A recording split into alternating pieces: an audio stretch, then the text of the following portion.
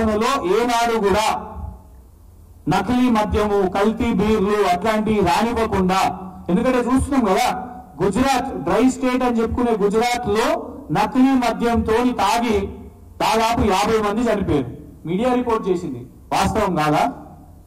ఇదే కంపెనీ మధ్యప్రదేశ్ లో మురేనా అనే జిల్లాలో 25 మంది చనిపోయారు. ఆ తర్వాత అక్కడ సిట్ దర్యాప్తు చేసి ఈ కంపెనీ యొక్క ట్యాంకులను అవన్నిటిని జప్తు చేశారు.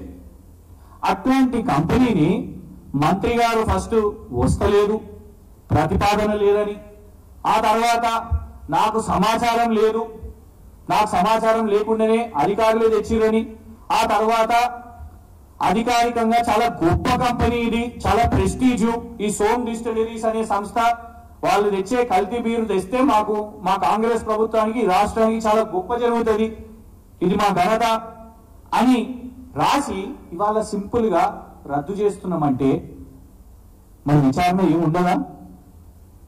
ఎందుకంటే ఈ కంపెనీకి కాంగ్రెస్ పార్టీకి ఫైనాన్షియల్ ట్రాన్సాక్షన్స్ జరిగినాయని కూడా మేము బహిర్గతం చేసినాం. అఫీషియల్ గా కోట్ల రూపాయలు కాంగ్రెస్ పార్టీకి ఈ సోమ్ డిస్టిలరీస్ అనే వాళ్ళు ఇచ్చిండ్రు. ఇండియా టుడే లాంటి సంస్థ కూడా సోమ్ డిస్టిలరీస్ కి దిగ్విజయ్ సింగ్ గారికి సంబంధం ఉంది అని కూడా ఎప్పటి నుంచో దశాబ్దాల నుంచి ఆర్టికల్స్ ఉన్నాయి. రేపు బాధ్యత ఎవరిది అనేది అడుగుతున్నాం. మంత్రి గారు ఒక పాలసీ లేదని చెప్పి మీడియాను బెదిరించి, మళ్ళా లేదు పాలసీ తీసుకున్నాం ఇచ్చినామని చెప్పి, అప్రూవల్స్ ఇచ్చినామని చెప్పి మళ్ళా తర్వాత క్యాన్సిల్ ఇవాళ చేసుకుంటే, ఎందుకే ఇట్లాంటి యూటర్న్లు చేస్తున్నారు కాబట్టి దీన్ని తుగ్లక్ పాలన అని అంటున్నాం. దీని మీద ఖచ్చితంగా విచారణ జరగాలి. అవినీతి ఆరోపణ వేసినాం కాబట్టి మీరు ఇవాళ రియలైజ్ అయ్యి మీరు ఇవాళ రద్దు చేసుకున్నారు. కానీ రద్దు చేసుకున్నంత మాత్రాన ఇందులో ఎవరికి ఎన్ని ముడుపులు దొరికినాయో తేలలేదే. ఎవరిని కాపాడడానికి ప్రయత్నం చేస్తున్నారు?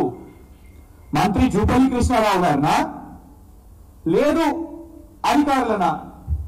ఎవరైతే బాధ్యులు ఉండాలి కదా, తెచ్చింది ఎవరు అప్రూవల్ ఇచ్చిండ్రు? మేము ప్రశ్నించినాం కాబట్టి మీరు యూటర్న్ తీసుకున్నారు. అసలు ఈ ప్రభుత్వమే 6 నెలల పాలనలో 6 గ్యారంటీలను హామీ ఇచ్చి వచ్చి వీళ్ళు 6 గ్యారంటీలు పక్కన పెట్టండి. వీళ్ళు చేసేది ఏంది? డైవర్షన్, మేడిగడ్డ అని అంటారు, మళ్ళా డైవర్షన్, ఫోన్ ట్యాపింగ్, ఇసుక స్కామ్ నడుస్తున్నది, ఇసుక మాఫియా నడుస్తున్నది. నేరుగా మంత్రి గారి నియోజకవర్గంలో లారీలు పోలీస్ స్టేషన్ సీజ్ అయిన లారీలు పోలీస్ స్టేషన్ నుంచి గాయబైతాయి. ఇప్పటి వరకు దాని మీద ఏం లేదు, విచారణ లేదు, అరెస్ట్ లేదు. ఆ తర్వాత బియ్యం స్కామ్, అధికారులే పోతున్నారు, రేడ్లు చేస్తున్నారు, చాలా స్పష్టంగా అర్థమైపోయింది 1000 కోట్లు ఎవరు మింగిండ్రు. కానీ మళ్ళా డైవర్షన్, దాని మీద ఎత్తితే కేసులు.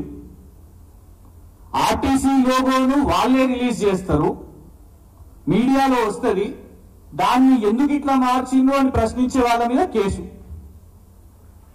కరెంటు కోతల విషయం మీద కేసీఆర్ గారు మాట్లాడతారు, యూనివర్సిటీలలో అందరు బయటకు వచ్చి ధర్నాలు చేస్తారు, దాన్ని ప్రశ్నిస్తే కేసు. ఇప్పుడు ఈ లిక్కర్ది ఇవాళ మీడియాలో మేము కోరేది ఏంటంటే, పెద్ద తలకాయ నొప్పి వచ్చింది. ఇవాళ లీకులు వీళ్ళే చేస్తారు, మళ్ళా తర్వాత దాన్ని డిలీట్ చేసేసి కేసేస్తారు. మీడియాకు లీక్ ఇచ్చేది ప్రభుత్వమే, ఇది పుసుక్కని ఎవరన్నా సోషల్ మీడియాలో పెట్టగానే పోలీస్ కేసు. అధికారిక డాక్యుమెంట్లనే వీళ్ళు గోల్మాల్ చేస్తున్నారు. ఓయూ ఒరిజినల్ సర్క్యులర్ని పెట్టడం అది కాదు అని అంటారు. మొన్న ఆర్టీసీ లోగో విషయం మీద కొన్ని ఛానల్స్, ప్రధాన ఛానల్స్ వేసినాయి అని అంటే అది కాదు అని అంటారు. లిక్కర్ని తీసుకొస్తున్నారు అంటే లేదు తెస్తలేము అని అంటారు. మళ్ళా తర్వాత మొత్తం అన్ని చిట్టా బయట పెడితే తెస్తున్నాం అని అంటారు. కనుక్కోండి, ముఖ్యమంత్రి గారా మంత్రి గారా? అసలు రేవంత్ రెడ్డి గారేమో ఆదాయం బాగొస్తుంది అని అంటారు మద్యంలో, మంత్రి ఆదాయం వస్తలేదు, స్టాకు లేదు, ఇవి దొరుకుతలేవు అవి దొరుకుతలేవు అని అంటారు. ప్రభుత్వం, కాంగ్రెస్ ప్రభుత్వంలో గందరగోళం ఉన్నది. ఎందుకు? పనికొక్కరు లెక్క ఒక్కొక్కరు ఎగబడ్డారు. ఒకళ్ళు బియ్యం మీద పడ్డారు, ఒకళ్ళు ఇసుక మీద పడ్డారు, ఒకళ్ళు మా ఎమ్మెల్యే గారు ఇప్పుడే అన్నారు ఫ్లై యాష్ దాని మీద పడ్డారు. ఒకరు లిక్కర్ మీద పడ్డారు. అదే మీరే ముందుకు పోతారా, మీరే చేసుకుంటారా, మేము చేసుకోవద్దా అని టెంప్ట్ అయ్యి మరి జూపల్లి కృష్ణారావు గారు తెచ్చిర్రా? తెలియాలి కదా, సమాధానం అయితే రాష్ట్రానికి తెలియాలి కదా, ఎవరు బాధ్యులు ఇట్లాంటి ఫ్రాడ్ కంపెనీలను. ఎందుకంటే మీ ఛానల్స్ అన్నింటిలో కూడా మొన్న చూసినాం, ఆంధ్రప్రదేశ్ రాజకీయ దాంట్లో పరిణామాల్లో రిజల్ట్స్ లో ఇట్లాంటి మద్యంని కూడా ప్రభావం ఉండే అన్ని ఛానల్స్ ప్లే చేసినాయి. మరి అట్లాంటి ఒక డొక్కు కల్తీ బీరు తాగి రకరకాల పేర్లు, ఏవో పేర్లు ఉన్నాయి, అవి ఇక్కడికి ప్రవేశపెడితే, ఎందుకంటే తెలంగాణలో కేసీఆర్ గారి పాలనలో అట్లాంటి దానికి ఎంట్రీ ఇయ్యలే.